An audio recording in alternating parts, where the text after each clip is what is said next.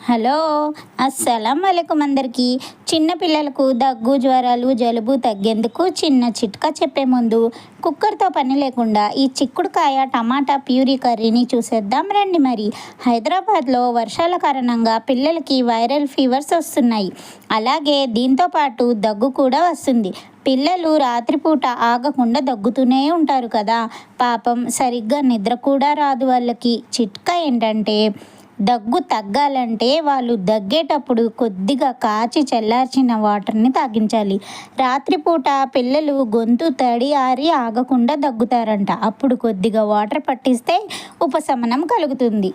జ్వరం తగ్గాలంటే చల్లటి వాటర్లో కాటన్ క్లాత్ని ముంచి పిల్లలకు ఒళ్ళంతా తుడిచి కొబ్బరి నూనెను ఒళ్ళంతా రాయాలి. అప్పుడు జ్వరం కొంచెం తగ్గుతుంది. జలుబు తగ్గాలంటే విక్స్ని నుదుటి మీద, ముక్కుకి, పక్కటెముకలకి రాయండి. ఉపశమనం లభిస్తుంది.